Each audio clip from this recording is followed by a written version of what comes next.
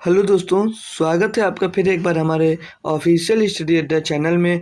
हम लोग दोस्त इस समय डेली एसएससी एमटीएस का जो प्रीवियस ईयर पेपर हुआ था उसको सॉल्व कर रहे हैं। ठीक है, तो आज हमारा जो प्रैक्टिस सेट नंबर दोस्तों होने वाला दोस्तों प्रैक्टिस सेट नंबर 20। ठीक है, अब तक हम 19 प्रैक्टिस सेट दोस्त इसके सॉल्व कर चुके हैं। ठीक है, अब हम 20 या शायद 21, हाँ 21 प्रैक्टिस सेट नंबर दोस्त सॉल्व करने वाले, 21वां प्रैक्टिस सेट नंबर दोस्त हम सॉल्व करेंगे। और जो पेपर नंबर है दोस्तों, पेपर हुआ था हमारा 12/9/2023 को, थर्ड शिफ्ट में जो पेपर हुआ तो वो दोस्तों हम आज सॉल्व करने वाले हैं। तो बेहतरीन तरीके से हम दोस्त सॉल्व करेंगे। आज थोड़ा जल्दी जल्दी सॉल्व करने वाले हैं और आज आपको क्वेश्चन भी दोस्तों हिंदी में सिर्फ मिलेगा। ठीक है, तो हमारा टेलीग्राम चैनल अगर अभी तक दोस्त नहीं ज्वाइन किया हो तो आप लोग मेरा टेलीग्राम चैनल ज्वाइन कर लीजिए। ठीक है, तो चलिए मैं स्टार्ट करता हूँ अपनी क्लास आज की। ठीक है, तो आज के जितने भी क्वेश्चन हैं दोस्त आपको सारे के सारे सब हिंदी में ही दोस्त मिलेंगे। इंग्लिश में क्वेश्चन नहीं है, टाइम नहीं था, इसीलिए दोस्त हम थोड़ा जल्दी कर लिए। ठीक है, तो चलिए पढ़ते हैं क्वेश्चन क्या दिया है।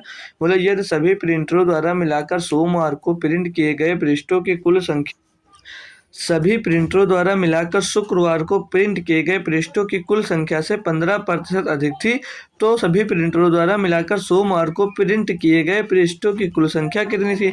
तो भैया बोल रहा है क्वेश्चन में कि शुक्रवार को सभी प्रिंटर में, मतलब सभी प्रिंटर में जितने प्रिंट किए गए हैं, पेपर प्रिंट किए गए हैं दोस्तों, उन सभी प्रिंटरों की संख्या से 15% अधिक था। तो भाई सोमवार को दिया नहीं, रविवार तक दिया था, तो हम सोमवार का कैसे निकालते। तो पहले शुक्रवार का जोड़ लीजिए।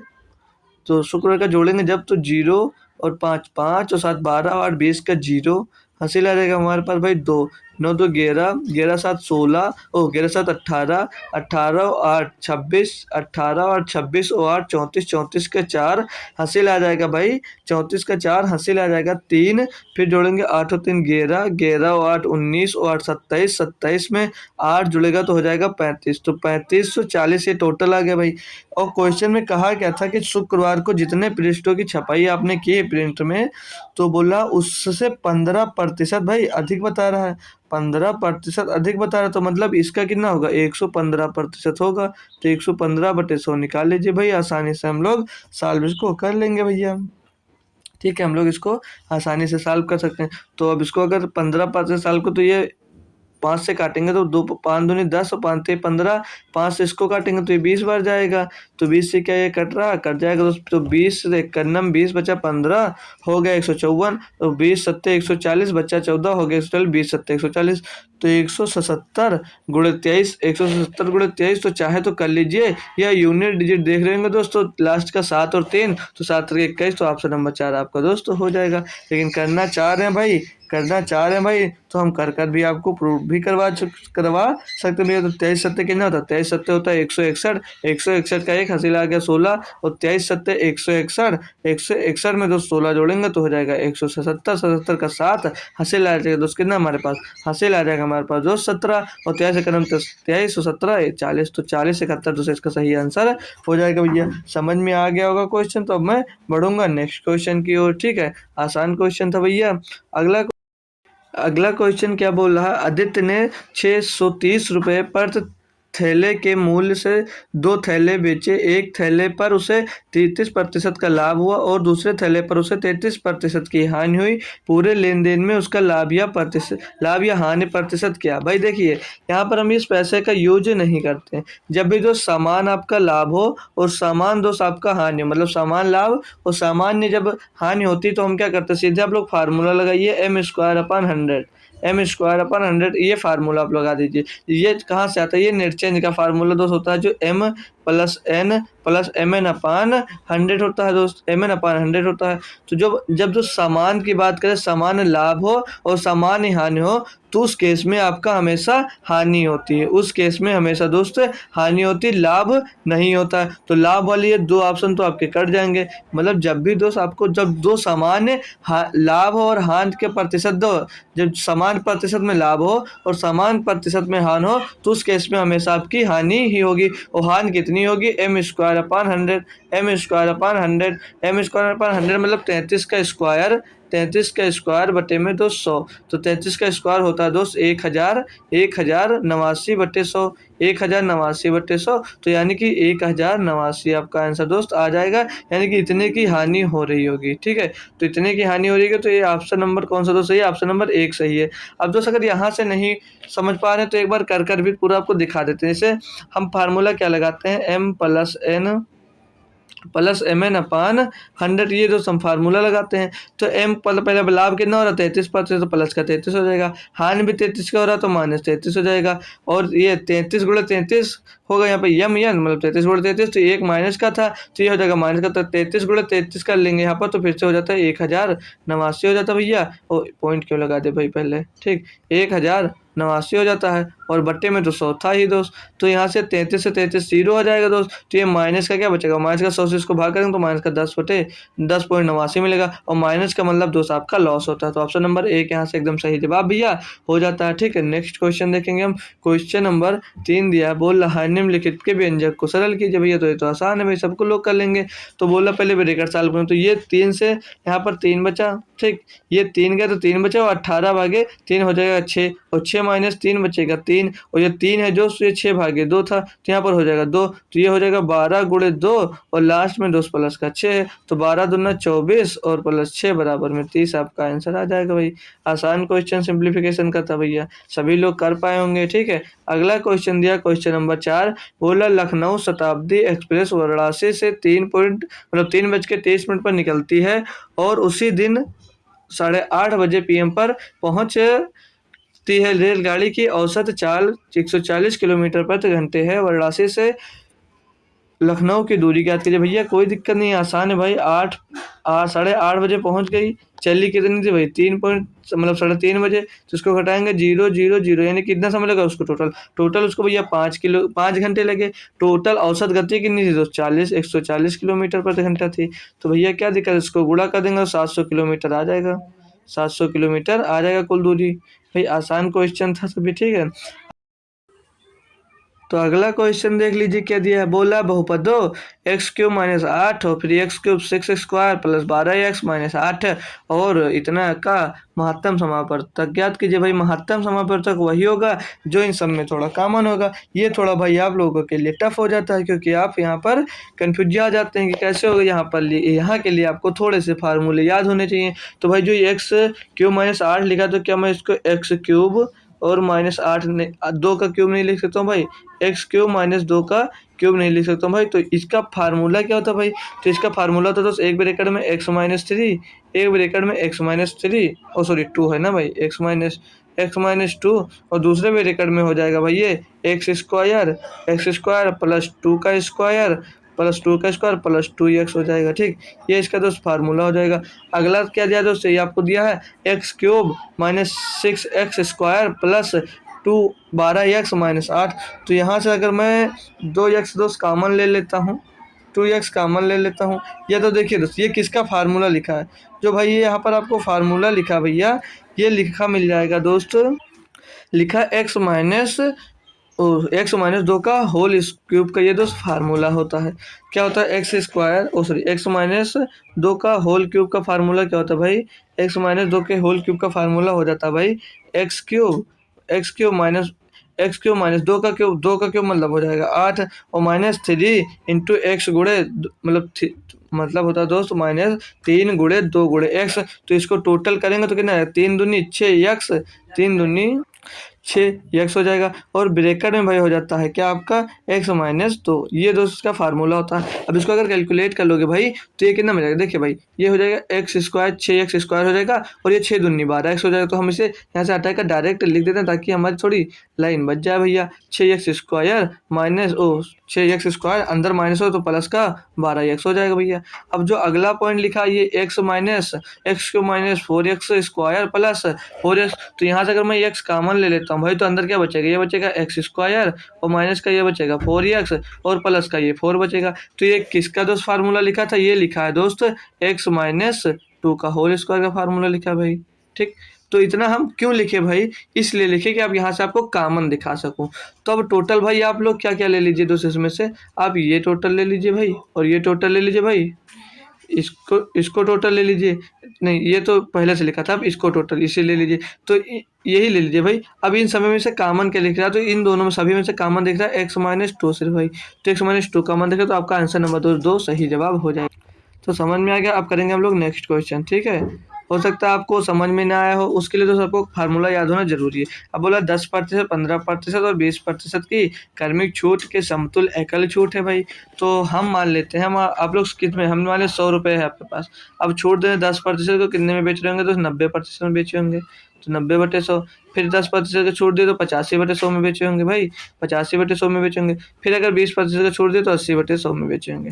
अब इसको अगर आप लोग भाई सॉल्व करोगे, जो जितना आएगा फिर उसमें से आप लोग 100 घटा दोगे, तो ये 100 से एक बार कैंसिल हो जाएगा भाई, और ये 20 चौक 80, 20 पंचे 100 हो जाएगा। यहाँ से काटेंगे तो 17 बार जाएगा, ये काटेंगे तो इसको तो ये 20 बार जाएगा आपका।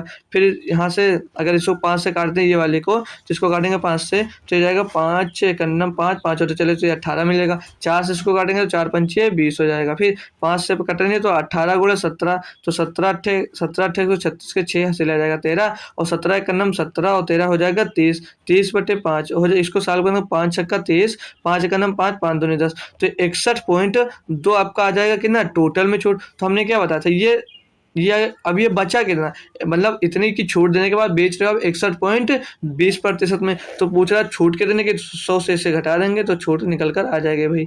61.20 घटाएंगे इसमें से तो कितना मिलेगा, पीछे 0, और ये 8 मिल जाएगा, और आगे बचा दोस्त 10, 10 से दोस्त कितना आगे बचा, यहाँ पर बचा 9, ठीक, 9 से 1 जाएगा तो बचेगा 8, और यहाँ पर फिर 9 बचा, 9 से 6 जाएगा तो बचा 3, यानी कि 38.80%, 80% की आपको छूट मिल जाएगी, तो एकल छूट मिल जाएगी।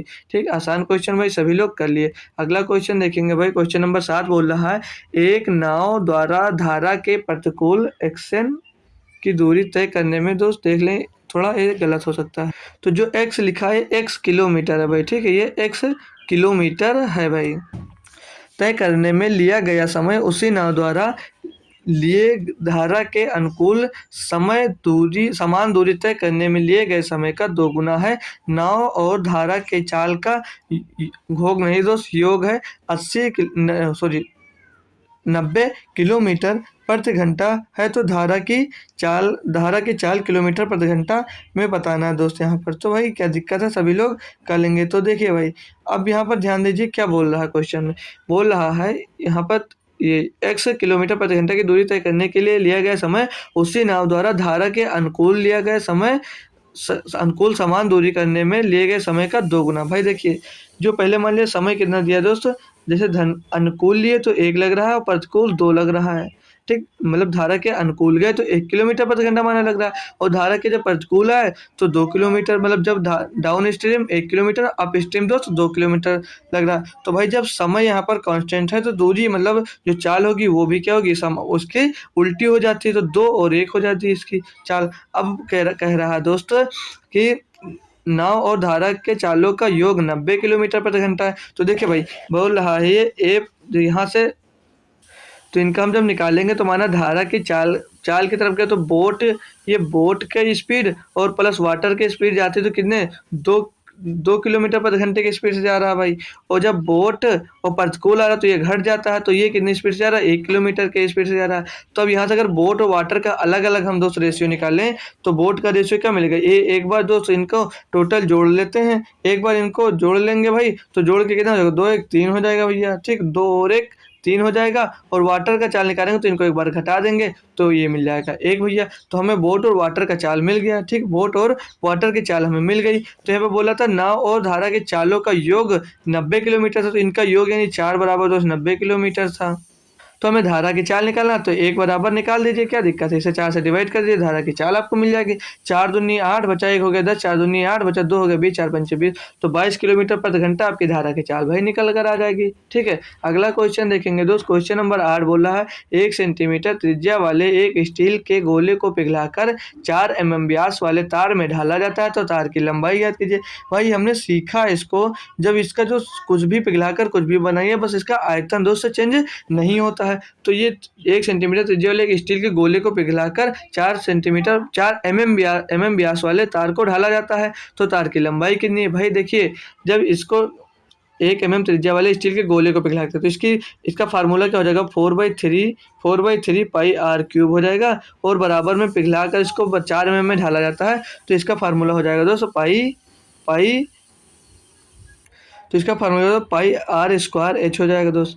ठीक है, व्यास वाले तार को। ठीक है, अब इसको देखिए, तार देखिए, ये किसका फार्मूला लिख दिया हम, तार होता भाई हमारा बेलनाकार, लंबाई में होता है ना, तो ये बेलन का फार्मूला होगा इसके आयतन का। अब इसको सॉल्व करेंगे तो 4/3 और यहाँ से पाई कैंसिल हो जाएगा। आर क्यूब त्रिज्या आपको यहाँ पर 1 सेंटीमीटर की दी थी, तो एक ही होगा चाहे जितनी बार क्यूब करो, और बराबर में आर स्क्वायर। तो 4 mm व्यास दिया था, तो त्रिज्या कितनी होगी, तो 2 होगी, तो 2 का स्क्वायर हो जाएगा यहाँ पर भाई 4, और गुणे में एच, चाहे से 4 से 4 कैंसिल हो जाएगा। तो एच बराबर क्या मिल जाएगा दोस्त, 1/3। 1/3 का मतलब होता है 0.333 होता है, 0.33 हो जाता है। ठीक है भाई, 0 चाहे जितनी बार 3 कर सकते हैं। तो अब भाई देखिए, ये जो निकल कर आया ये mm में निकल कर आया ना भाई, ये mm में दिया था, तो इसको सेंटीमीटर में बनाने के लिए आप लोग 100 से गुणा कर दीजिए। जब 100 से गुणा करेंगे भाई तो क्या मिल जाएगा, 33.33%, यानी कि 33 सही 1/3 सेंटीमीटर इसका आंसर दोस्त आ जाएगा, सही जवाब। अगला क्वेश्चन देखेंगे, क्वेश्चन नंबर दोस्त 9 दिया, विद्यालय सॉरी दंड आरेख में निम्न दिए गए 4 अलग अलग विद्यालयों 1, 2, 3 और 4 में कक्षा 10वीं, 11वीं और 12वीं में अनुत्तीर्ण होने वाले छात्रों के प्रतिशत पर विचार कीजिए। विद्यालय 1 और विद्यालय 3 में प्रति कक्षा अनुत्तीर्ण होने वाले छात्रों के औसत प्रतिशत बीच के अंतर है। अब देखिए भाई, देखिए पूरा 1, 2, 3, 4, फिर ये 5, 6, 7, 8 मतलब दिया, ये सभी विद्यालयों में वो अनुत्तीर्ण हुए पूछ रहा है। तो हमें पूछा क्या है, विद्यालय 1 में और विद्यालय 3 में अनुत्तीर्ण होने वाले लोगों का प्रतिशत औसत में पूछ रहा है। तो पहली कक्षा में देख लीजिए, 7, 5, 12, दिख नहीं रहा होगा आपको, दिख नहीं रहा ना, तो हम बता भी दे रहे हैं, ये 7 है, ये 5 है, ये 12 है। तो 7 पर 12, 8, 20, इनका औसत निकालेंगे तो 3 है, तो 3 से डिवाइड कर दीजिए। फिर पूछ रहा है तीसरी कक्षा में अंतर पूछ रहा है, तो तीसरी कक्षा का निकालेंगे तो 4, 4, 4 और 3 7 और 3 10। ठीक है, तो 10 है, तो इसका औसत निकालेंगे तो 10/3, इनका बीच का अंतर पूछ रहा था, तो 20/3 और 10/3, इनका औसत नीचे एलसीएम लेंगे तो समान है 3, और 20 में से 10 जाएगा तो 10, मतलब कितना अंतर है दोस्तों, इनके 10/3 का अंतर दोस्तों मिल जाएगा आपको। ठीक है भाई, आगे बढ़ूंगा नेक्स्ट क्वेश्चन पे, क्वेश्चन नंबर 10 पे। ठीक है, तो क्वेश्चन नंबर 10 है, एक विषय में प्रैक्टिकल के लिए 40 अंक और थ्योरी के लिए 110 अंक है। एक अन्य विषय में प्रैक्टिकल के लिए 60 और थ्योरी में औसतन 60 अंक मिलते हैं, तो उसके प्रति विषय औसत अंक हैं। तो भाई आसान क्वेश्चन है, बोल रहा है, ध्यान दीजिए क्वेश्चन में ही आंसर आपको मिल जाएगा। बोल रहा था एक विषय में प्रैक्टिकल के लिए 40 अंक और थ्योरी के लिए 110 अंक है। एक अन्य विषय में प्रैक्टिकल के लिए अंक 60 और थ्योरी के लिए 40 अंक है। यदि आर को प्रैक्टिकल में औसतन 40 अंक और थ्योरी में औसतन 60 अंक मिलते हैं, तो उसके प्रति विषय औसत अंक क्या भाई, जब थ्योरी अंक देखिए, प्रैक्टिकल में औसतन पहले से बोला 40 अंक मिलते हैं और थ्योरी में भी औसतन 60 अंक मिलते हैं टोटल, तो टोटल भाई उसके पेपर में कितना मिलेंगे, 100 ही तो मिलेंगे भाई। जब औसतन पहले से दिया है तो 100 ही मिलेंगे। बस ये इतना सब आपके लिए बवाल लिख कर रखा है कि आप लोग थोड़ा कन्फ्यूज आ जाए, कोई दिक्कत नहीं है। आंसर इसका दोस्त 100 एकदम सही जवाब हो जाएगा। अगला क्वेश्चन दोस्त, क्वेश्चन नंबर 11 दिया है, 17 और किसी अज्ञात संख्या का माध्य अनुपात 51 है, तो वह अज्ञात संख्या क्या भाई, आसान है, हम मेन प्रपोर्शन कैसे निकालते थे, जो दो संख्याएं दी होती थी उनको आपस में गुणा कर उनका रूट निकाल लेते। तो अब पहली संख्या पता, दूसरी संख्या नहीं पता, तो उसको x मान लीजिए, और बराबर में इसका मेन प्रपोर्शन है कि ना, तो 51 दिया है। तो अब दोनों तरफ हम अगर स्क्वायर कर दें तो भाई, तो ये स्क्वायर करेंगे तो इधर का रूट हट जाएगा, तो 17x हो जाएगा, और इधर स्क्वायर करेंगे तो 51 गुणे भाई 51 हो जाएगा। अब यहाँ से अगर 17x का मान निकाले तो 17 से इसको काटेंगे, 17 51 हो जाएगा, तो x बराबर क्या होगा, तो 51 गुणे 3 यानी कि 153 हो जाएगा। तो दूसरी संख्या भाई हमारी 153 हो जाएगी, तो ऑप्शन नंबर 4 इसका एकदम सही जवाब हो जाएगा। चलिए तो क्वेश्चन क्या दिया है, 12 पुरुषों की एक निश्चित संख्या किसी काम को 60 दिनों में पूरी करती है। यदि 8 पुरुष और बुला लिए जाए तो काम सामान्य से 10 दिन कम में समाप्त हो सकता है। मूल रूप से पुरुषों की संख्या याद कीजिए। क्या दिक्कत है भाई, मान लीजिए हमारे पास पहले x पुरुष थे, 60 दिन में ये काम हो जा रहा था, लेकिन अब बोल रहा है कि 10 पुरुष और बुला लिया जाए, 8 पुरुष और बुला लिए जाए।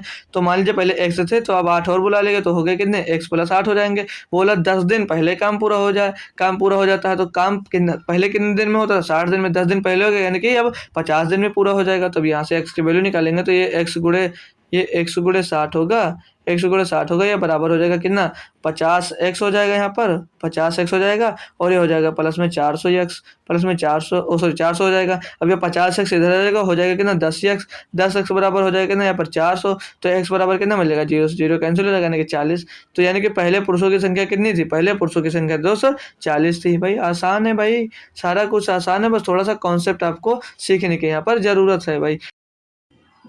तो एक और आसान क्वेश्चन भाई आपको मिल गया, बोल रहा 7 x 13 16 और 9 का औसत औसत 10 है, तो x का मान क्या है भाई, कितनी संख्या है 1 2 3 4 5 संख्या है, तो योग कितना होगा 10 गुणे 5, योग इनका होगा 250, योग इनका हो जाएगा 50। संख्या जोड़ लेंगे भाई, 7 है, x है, 13 है और भाई 16 है और 9 है, इनको टोटल कर लेंगे जब हम, तो 7 और 13 20, 20 और 25 45, 45 प्लस x आ गया क्या दोस्त, ये टोटल आ गया इसका, और इसका टोटल योग कितना था भाई 50, x बराबर कितना मिल जाएगा 50 माइनस 45 5, भाई आसानी x का मान 5 मिल गया।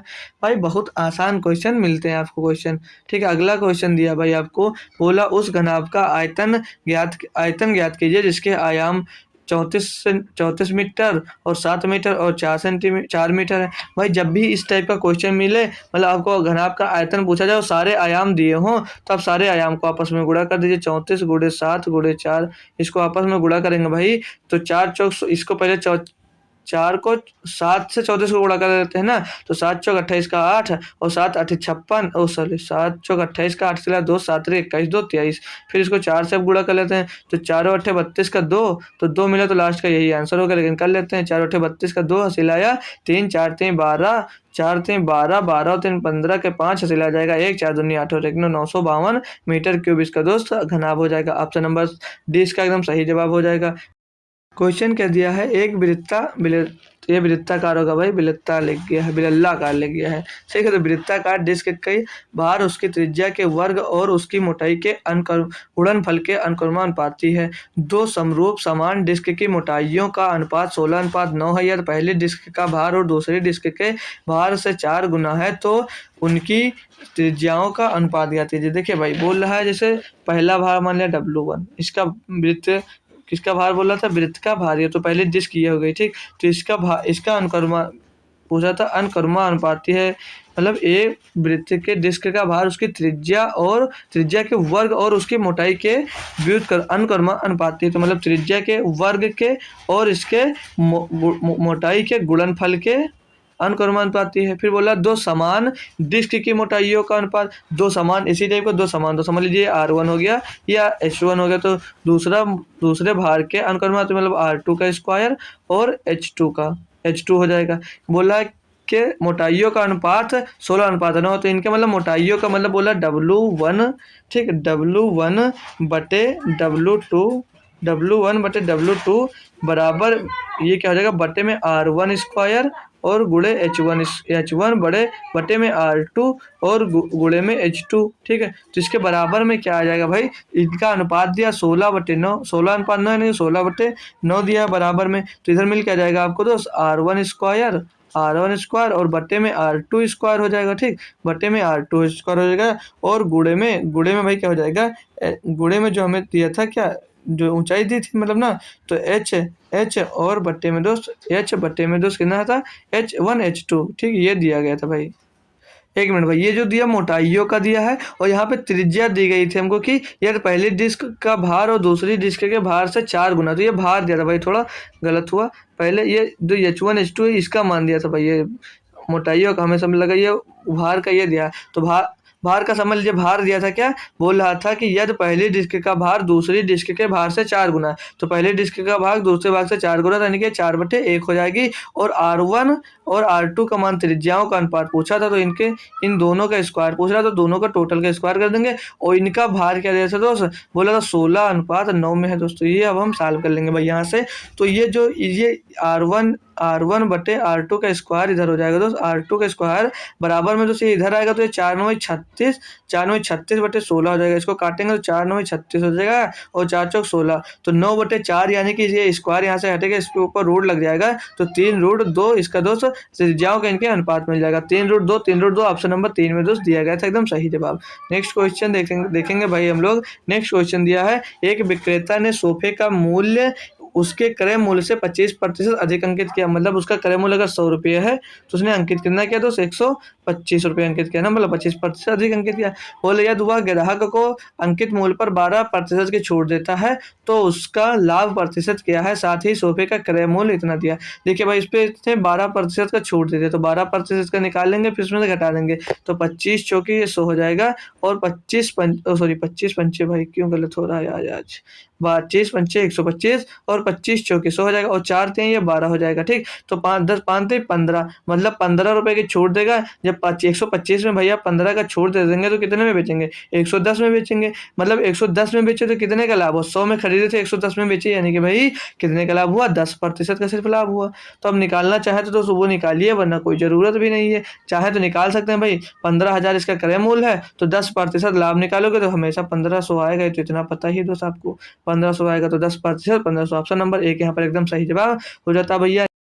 क्वेश्चन हमको दिया है, चक्रवृद्धि ब्याज पर 15,000 की धनराशि पहले वर्ष, दूसरे वर्ष और तीसरे वर्ष क्रमशः 4, 5, 6% वार्षिक दर से 3 वर्ष के लिए ऋण दी गई, जो वार्षिक रूप से संयोजित होती है 3 वर्ष के लिए चक्रवृद्धि ब्याज की आती है। भाई आसान है, सभी लोग कर लेंगे। ऐसे हम रेशियो मेथड से करेंगे तो 4% की फ्रैक्शन वैल्यू होती है 1/25, 1/25 मतलब 25 की धनराशि हो जाती है 26, फिर 26 सही से लिख लीजिए। ठीक, और 5% के मान 1/20 यानी कि 20 की धनराशि हो जाती है 21, और 6% के बट्टे मतलब 6/50 भाई, 6/100 तो 3/50 यानी कि 50 की धनराशि तो 53 की हो जाती है।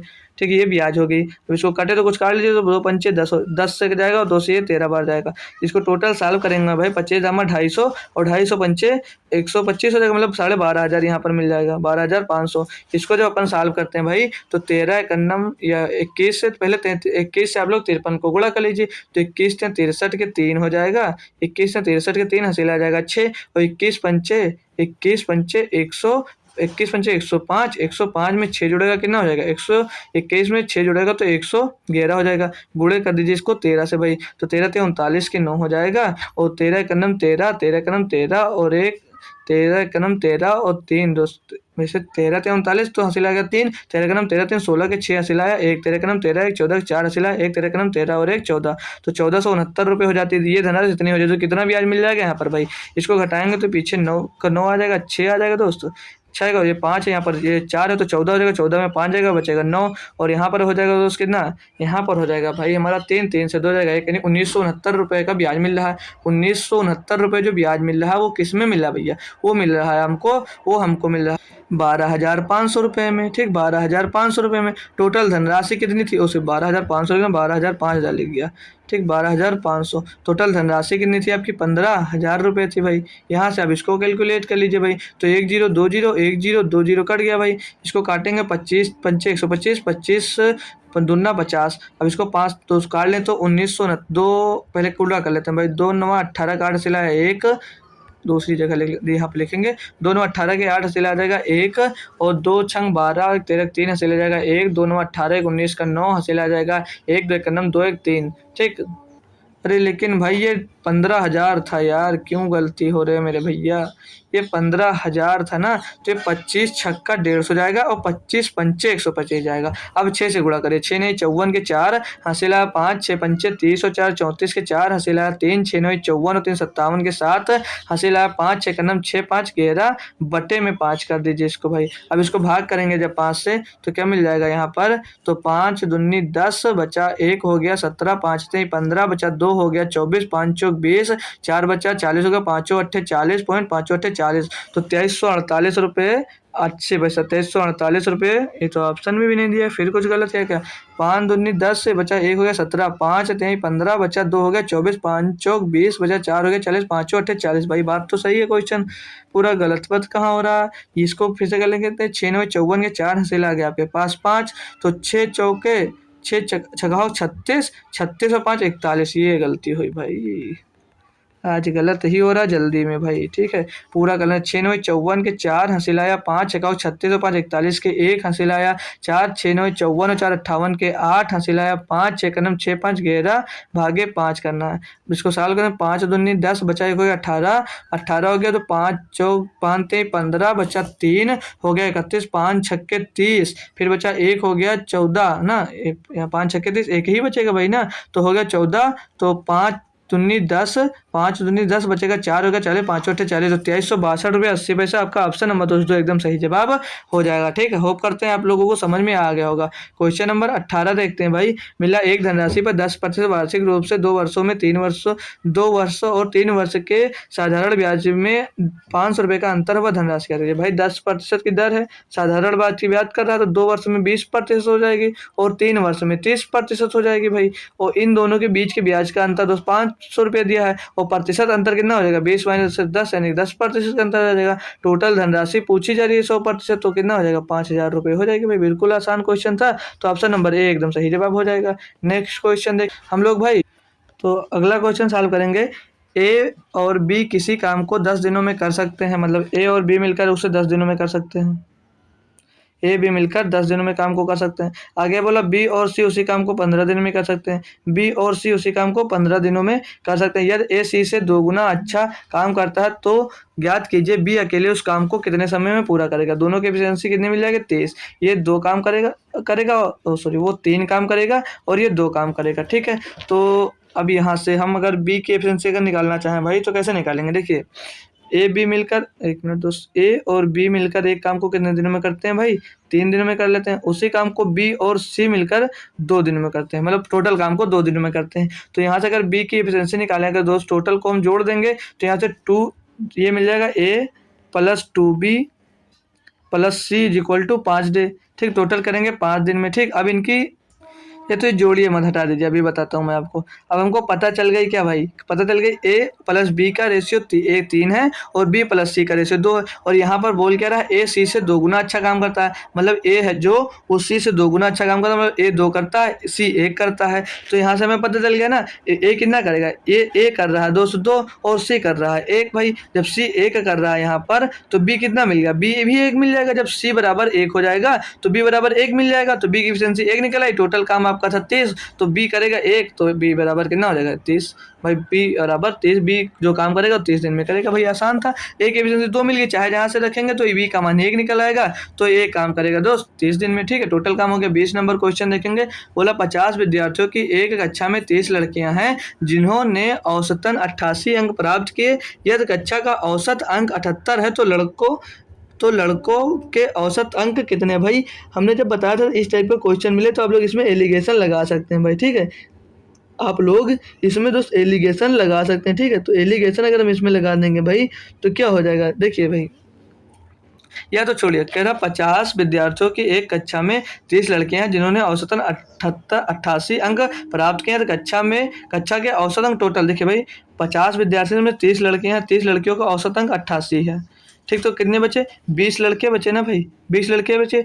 अब उनका औसत हमें पता नहीं तो x मान लीजिए, गुणे x कर लीजिए। ठीक, और बोल रहा था यार कक्षा में टोटल कितना है औसत है 78 है, तो 50 गुणे 78 कर दीजिए। ठीक है, ये आसान यहाँ से आप लोग कर लेंगे। तो ये 88 तिया करेंगे तो 8 3 24, 8 3 24 कर लीजिए, एक 0 लगाएंगे, 3 8 24 के 4 असलियात 2, 3 8 24 2 26, ये मिल जाएगा भाई 2640 प्लस ये 20 x हो जाएगा। और इधर गुणा करेंगे भाई तो 5 0 हो जाएगा, 5 8 40 का 0 असलियात 4, 5 से 35 4 3900 टोटल मिल जाएगा। तो x बराबर ये क्या मिलेगा, ये घट जाएगा 20 भाग में आ जाएगा। तो 2640 3900 में से 2640 पहले घटा कर ही लिख देते हैं, क्या दिक्कत है भाई।